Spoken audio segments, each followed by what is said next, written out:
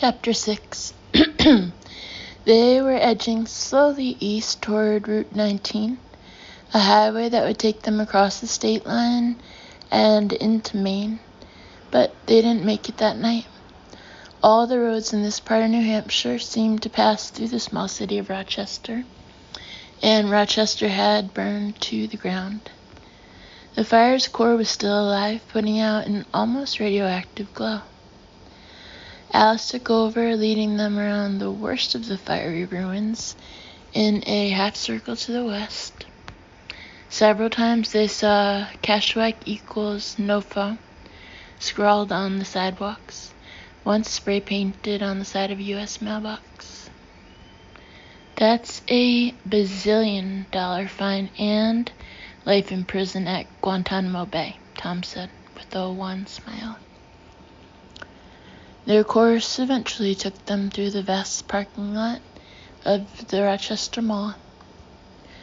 Long before they reached it, they could hear the over-amplified sound of an uninspired New Age jazz trio, playing the sort of stuff Clay thought of as music to shop by.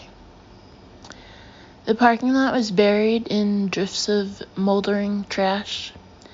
The remaining cars stood up to their hubcaps in litter. They could smell the blown and fleshy reek of dead bodies on the breeze. "Flock here somewhere," Tom commented. It was in the cemetery next to the mall. Their course was going to take them south and west of it, but when they left the mall parking lot, they were close enough to see the red eyes of the boomboxes through the trees.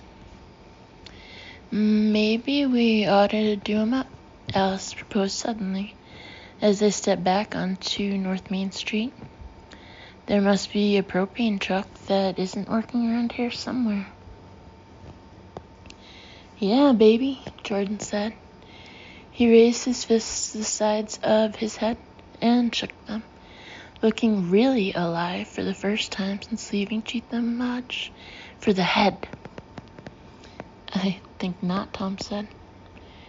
"Afraid of trying their patience?" Clay asked. He was surprised to find himself actually sort of in favor of Alice's crazy idea. That torching another flock was a crazy idea, he had no doubt, but he thought, "I might do it just because that's the absolute worst version of Misty I've ever heard in my life. Twists my fucking arm." "Not that," Tom said. He seemed to be thinking. "Do you see that street there?" He was pointing to an avenue that ran between the mall and the cemetery. It was choked with stalled cars. Almost all of them were pointed away from the mall. Clay found it all too easy to imagine those cars full of people trying to get home after the pulse. People who would want to know what was happening. And if their families were all right, they would have reached for their car phones or cell phones without a second thought. "What about it?" he asked. "Let us stroll down there a little way," Tom said very carefully. "What did you see, Tom?" "I'd rather not say. Maybe nothing. Keep off the sidewalk, stay under the trees, and that was one hell of a traffic jam. There'll be bodies." There were dozens rotting their way back into the great scheme of things between Twombly Street and the West Side Cemetery. Misty had given way to a cough-syrup rendition of "I Left My Heart in San Francisco" by the time they reached the edge of the trees, and they could again see the red eyes of the boombox power lamps. Then Clay saw something else and stopped. "Jesus," he whispered. Tom nodded. "What?" Jordan whispered. "What?" Alice said nothing, but Clay could tell by the direction she was looking and the defeated slump of her shoulders that she'd seen what he had. There were men with rifles standing a perimeter guard around the cemetery. Clay took Jordan's head, turned it, and saw the boy's shoulders also slump. Let's go, the kid whispered. The smell's making me sick.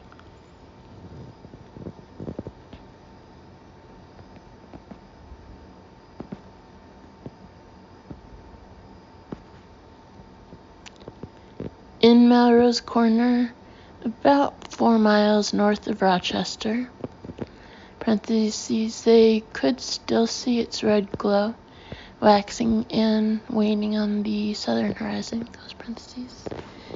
They came to another picnic area, this one with a little stone fire pit, as well as picnic tables.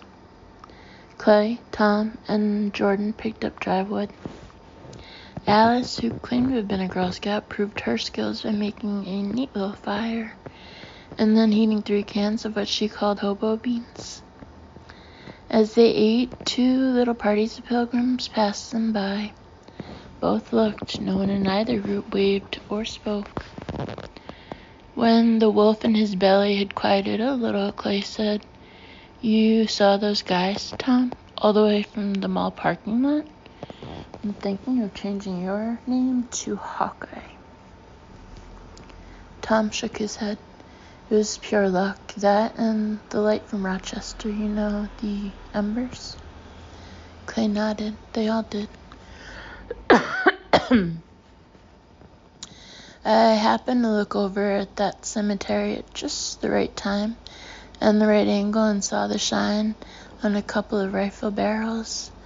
I told myself it couldn't be what it looked like, that it was probably iron fence palings or something, but Tom sighed, looked at the rest of his beans, then put them aside. There you have it.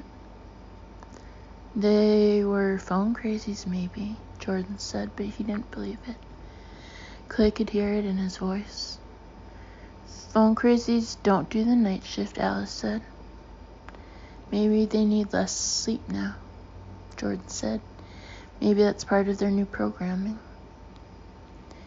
Hearing him talk that way, as if the phone people were organic computers in some kind of upload cycle, never failed to give Clay a chill. They don't do rifles either, Jordan, Tom said. They don't need them. So now they've got a few collaborators taking care of them while they get their beauty rest, Alice said. There was brittle contempt on top of her voice, tears just beneath. I hope they rot in hell. Clay said nothing, but he found himself thinking of the people they had met earlier that night, the ones with the shopping carts, the fear and loathing in the voice of the man who had called them the Gayton Bunch. He might as well have called us the Dillinger Gang, Clay thought. And then he thought, I don't think of them as the phone crazies anymore. Now I think of them as the phone people. Why is that? The thought that followed was even more uncomfortable. When does a collaborator stop being a collaborator? The answer, it seemed to him, was when the collaborators became the clear majority. Then the ones who weren't collaborators became, well, if you were a romantic, you called those people the underground. If you weren't a romantic, you called them fugitives, or maybe just criminals. They pushed on to the village of Hayes Station and stayed the night at a tumble-down motel called Whispering Pines. It was within sight of a sign reading Route 19, 7 miles Sanford, the Berwick's Kent Pond.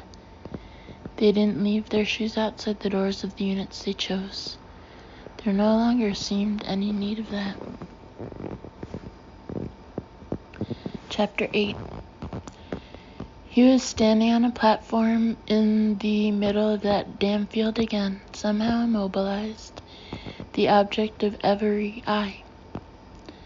On the horizon was the skeletal shape with the blinking red light on top.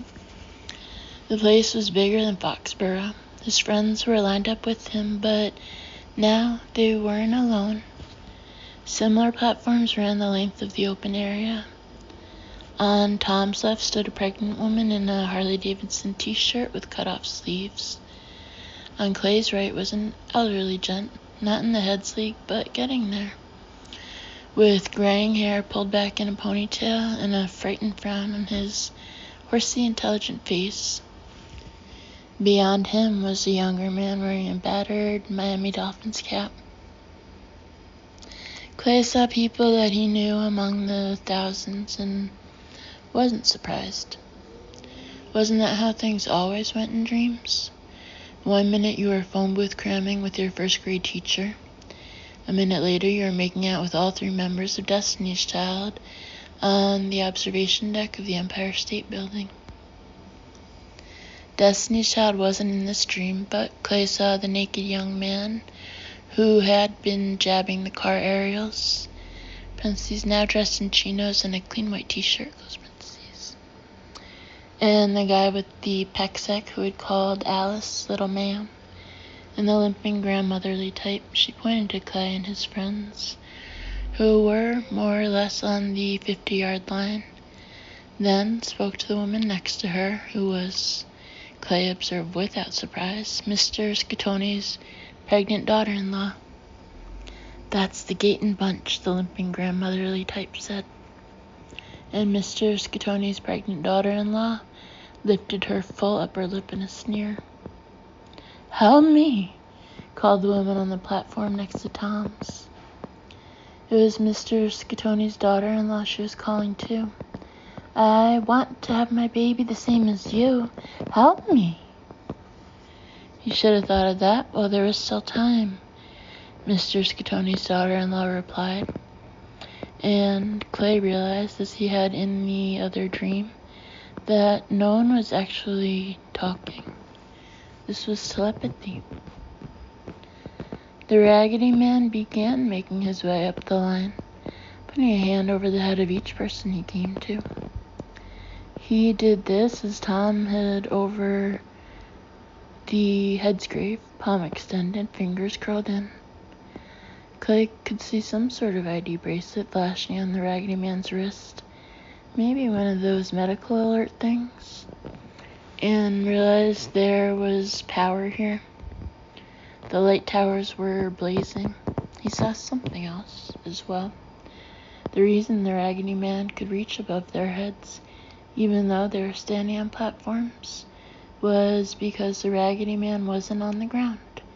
He was walking, but on 4 feet of thin air.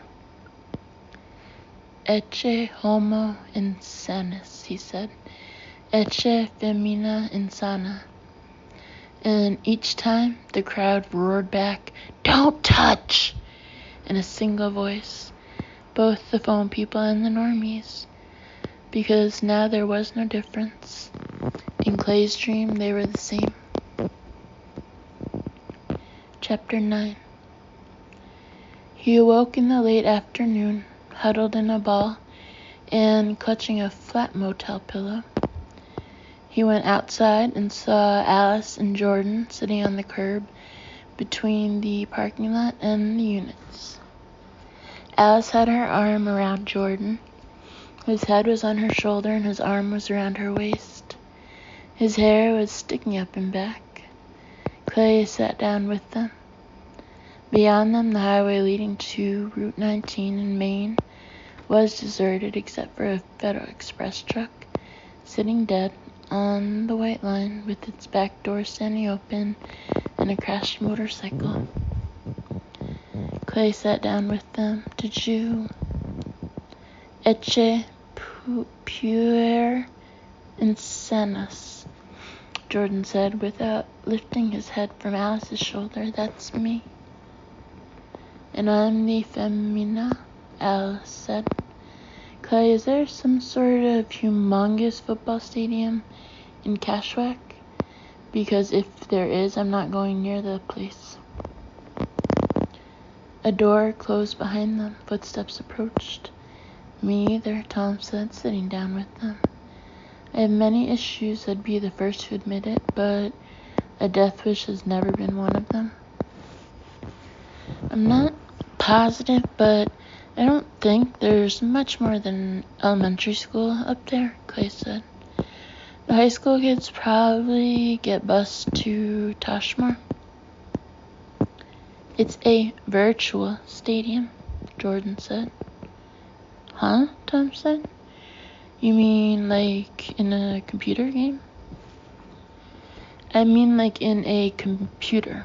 Jordan lifted his head, still staring at the empty road leading to Sanford, the Berwicks, and Kent Pond. Never mind that. I don't care about that. If they won't touch us, the phone people, the normal people, who will touch us? Clay had never seen such adult pain in a child's eyes. Who will touch us? No one answered. Will the Raggedy Man touch us? Jordan asked, his voice rising a little. Will the Raggedy Man touch us? Maybe, because he's watching. I feel him watching. Jordan, you're getting carried away, Clay said, but the idea had a certain weird interior logic. If they were being sent this dream, the dream of the platforms, then maybe he was watching. You'd mail a letter if you didn't have an address. I don't want to go to Keshwek, Alice said. I don't care if it's a no-phone zone or not. I'd rather go to Idaho. I'm going to Kent Pond before I go to Keshwek or Idaho or anywhere, Clay said. I can be there in 2 nights' walk. I wish you guys would come, but if you don't want to or can't, I'll understand. The man needs closure. Let's get him some, Tom said. After that, we can figure out what comes next. Unless someone's got another idea. No one did. Chapter 10. Route 19 was totally clear on both sides for short stretches, sometimes up to a quarter of a mile, and that encouraged sprinters. This was the term Jordan coined for the semi-suicidal dragsters who go roaring past at high speeds, usually in the middle of the road, always with their high beams glaring. Clay and the others would see the approaching lights and get off the pavement in a hurry, right off the shoulder, and into the weeds if they had spotted wrecks or stalls up ahead. Jordan took to calling these sprinter reefs. The sprinter would blow past, the people inside frequently whooping, and almost certainly liquored up. If there was only one stall, a small sprinter reef, the driver would most likely elect to weave around it. If the road was completely blocked, he might still try to go around, but he and his passengers were more apt to simply abandon their vehicle and resume their eastward course on foot until they found something else that looked worth sprinting in, which was to say something fast and temporarily amusing. Clay imagined their course as a series of jerks, but then most of the sprinters were jerks, just one more pain in the ass in what had become a pain-in-the-ass world. That seemed true of Gunner as well. He was the fourth sprinter of their first night on Highway 19. Spotting them standing at the side of the road in the flare of his headlights. Spotting Alice. He leaned out, dark hair streaming back from his face, and yelled, "Suck my ride, you teeny bop bitch," as he slammed by in a black Cadillac Escalade. His passengers cheered and waved. Someone shouted, "Tell her." To Clay, it sounded like absolute ecstasy, expressed in a South Boston accent. "Charming," was Alice's only comment. "Some people have no," Tom began, but before he could tell them what some people didn't have, there was a scream of tires from the dark not far ahead, followed by a loud, hollow bang and the tinkle of glass. "Jesus fuck," Clay said, and began to run. Before he had gotten 20 yards, Alice blew past him, Slow down, they might be dangerous, he shouted. Alice held up one of the automatic pistols so Clay could see it and ran on, soon outdistancing him completely. Tom caught up with Clay, already working for breath. Jordan, running beside him, could have been a rocking chair. What are we going to do if they're badly hurt? Tom asked. Call an ambulance? I don't know, Clay said, but he was thinking of how Alice had held up one of the automatic pistols. He knew. Chapter 11. They caught up with her around the next curve of the highway. She was standing behind the Escalade. It was lying on its side with the airbags deployed. The tale of the accident wasn't hard to read. The Escalade had come steaming around the blind curve at maybe 60 miles an hour and had encountered an abandoned milk tanker dead ahead. The driver, jerk or not, had done well to avoid being totaled. He was walking around the battered SUV in a dazed circle, pushing his hair away from his face. Blood gushed from his nose and a cut in his forehead. Clay walked to the Escalade, sneakers gritting on pedals of safety glass, and looked inside. It was empty. He shone the light around and saw blood on the steering wheel. Nowhere else. The passengers had been lively enough to exit the wreck, and all but one had fled the scene, probably out of simple reflex. The one who had stuck with the driver was a shrimpy little post-adolescent with bad acne scars, buck teeth, and long, dirty red hair. His steady line of jabber reminded Clay of the little dog who idolized Spike in the Warner Brothers cartoons. Are you alright, Gunna? He asked. Clay presumed this was how you pronounced Gunner in Southie. Holy shit, you're bleeding like a motherfucking A. I thought we was dead. Then to Clay, what are you looking at? Shut up, Clay said, and under the circumstances, not unkindly. The redhead pointed at Clay, then turned to his bleeding friend. This is one of 'em, Gunner. This is a bunch of 'em. Shut up, Harold, Gunner said, not kindly at all. Then he looked at Clay, Tom, Alice, and Jordan. Let me do something about your forehead, Alice said. She had reholstered her gun and taken off her pack. Now she was rummaging through it. I've got Band-Aids and gauze pads. Also hydrogen peroxide, which will sting, but better a little sting than an infection. Am I right? Considering what this young man called you on his way by, you're a better Christian than I was in my prime, Tom said. He had unslung Sir Speedy and was holding it by the strap as he looked at Gunner and Harold. Gunner might have been 25. His long, black, rock vocalist hair was now matted with blood. He looked at the milk tanker, then at the Escalade, then at Alice, who had a gauze pad in one hand and a bottle of hydrogen peroxide in the other. Tommy and Frito and that guy who was always picking his nose. They took off, the red-headed shrimp was saying. He expanded what chest he had, but I stuck around, Gunna. Holy fuck, buddy, you're bleeding like a pig. Alice put hydrogen peroxide on the gauze pad, then took a step toward Gunner. He immediately took a step back. Get away from me, you're poison. It's them, the redhead cried, from the dreams. What'd I tell ya?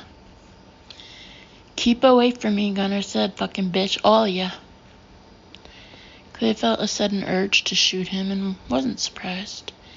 Gunner looked in, acted like a dangerous dog, backed into a corner, teeth bared, and ready to bite, and wasn't that what you did to dangerous dogs when there was no other recourse? Didn't you shoot them?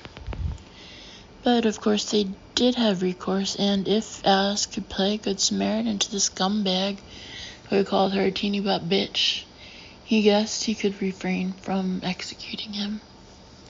But there was something he wanted to find out before he let these two charming fellows go their way.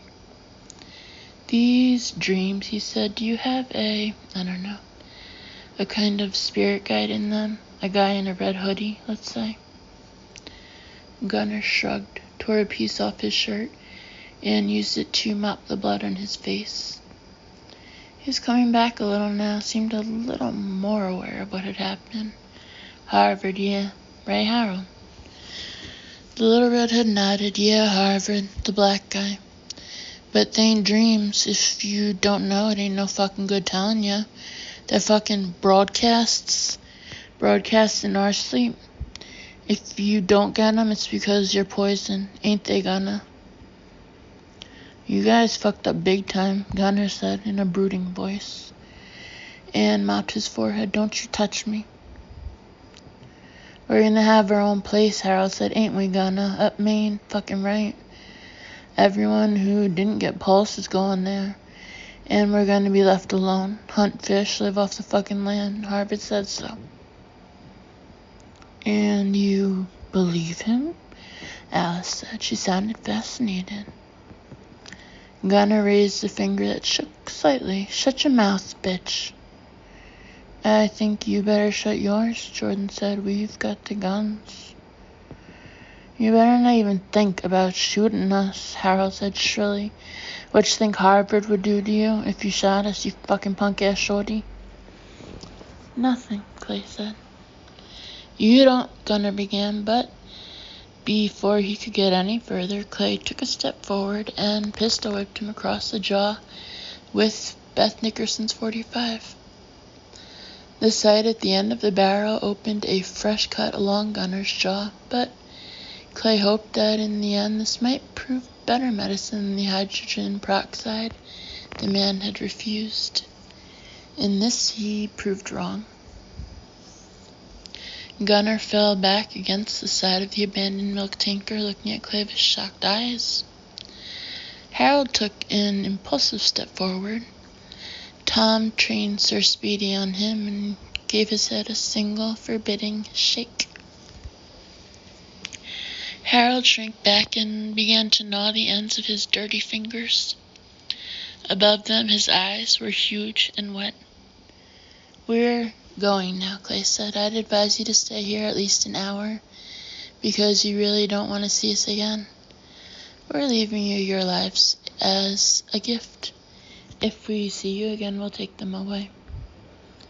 He backed toward Tom and the others, still staring into that glowering, unbelieving, bloody face. He felt a little like the old-time lion tamer Frank Buck, trying to do it all by pure force of will. One more thing. I don't know why the phone people want all the normies in Cashwhack, but I know what a roundup usually means for the cattle. You might think about that the next time you're getting one of your nightly podcasts. Fuck you, Gunner said, but broke his eye lock with Clay and gazed down at his shoes. Come on, Clay, Tom said. Let's go. Don't let us see you again, Gunner, Clay said. But they did. Chapter 12. Gunner and Harold must have gotten ahead of them somehow. Maybe by taking a chance and traveling 5 or 10 daylight miles, while Clay, Tom, Alice, and Jordan were sleeping in the State Line Motel, which was about 200 yards into Maine. The pair might have laid up in the Salmon Falls rest area, Gunner hiding his new ride among the half a dozen or so cars that had been abandoned there. It didn't really matter. What mattered was they got ahead of them, waited for them to go by, and then pounced. Clay barely registered the approaching sound of the engine or Jordan's comment, Here comes a sprinter. This was his home turf, and as they passed each familiar landmark, the Fresno Lobster Pound, 2 miles east of the State Line Motel, Shakey's Tasty Freeze across from it, the statue of General Joshua Chamberlain in the tiny Turnbull Town Square. He felt more and more like a man having a vivid dream. He didn't realize how little he'd expected to ever reach home again until he saw the big plastic soft serve cone towering over Shakey's. It looked both prosaic and as exotic as something from a lunatic's nightmare, hulking its curled tip against the stars. "Road's pretty littered for a sprinter," Alice commented. They walked to the side of the road as headlights brightened on the hill behind them. An overturned pickup truck was lying on the white line. Clay thought there was a good chance the oncoming vehicle would ram it, but the headlights swerved to the left only an instant after they cleared the hilltop. The sprinter avoided the pickup easily, running on the shoulder for a few seconds before regaining the road. Clay surmised later that Gunnar and Harold must have gone over this stretch, mapping the sprinter reefs carefully. They stood watching, Clay closest to the approaching lights, Alice standing next to him on his left. On her left were Tom and Jordan. Tom had his arm slung casually around Jordan's shoulders. "Boy, he's really coming," Jordan said. There was no alarm in his voice, it was just a remark. Clay felt no alarm either. He had no premonition of what was going to happen.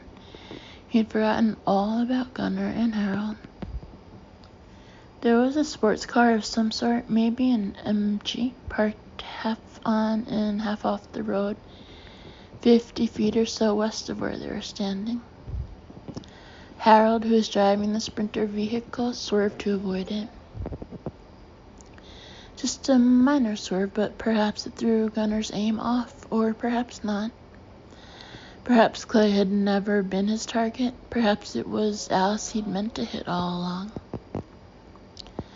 Tonight they were in a nondescript Chevrolet sedan. Gunnar was kneeling on the back seat, out the window to his waist, holding a ragged chunk of cinderblock in his hands. He gave an inarticulate cry that could have come directly from a balloon in one of the comic books Clay had drawn as a freelance. "Yeah!" And through the block, it flew a short and lethal course through the dark and struck Alice in the side of the head. Clay never forgot the sound it made. The flashlight she had been holding, which would have made her a perfect target, although they had all been holding them, tumbled from her relaxing hand and sprayed a cone of light across some macadam, picking out pebbles and a piece of taillight glass that glinted like a fake ruby. Clay fell on his knees beside her, calling her name, but he couldn't hear himself in the sudden roar of Sir Speedy, which was finally getting a trial. Muzzle flashes strobed the dark, and by their glare he could see blood pouring down the left side of her face. Oh God, what face? In a torrent. Then the gunfire stopped. Tom was screaming, "The barrel pulled up. I couldn't hold it down. I think I shot the whole fucking clip into the sky." And Jordan was screaming, "She hurt? Did he get her?" And Clay thought of how she had offered to put hydrogen peroxide on Gunnar's forehead and then bandage it. "Better a little sting than an infection, am I right?" she had said. And he had to stop the bleeding. He had to stop it right now. He stripped off the jacket he was wearing, then the sweater beneath. He would use the sweater, wrap it around her head like a fucking turban. Tom's roving flashlight happened on the cinderblock and stopped. It was matted with gore and hair. Jordan saw it and began to shriek.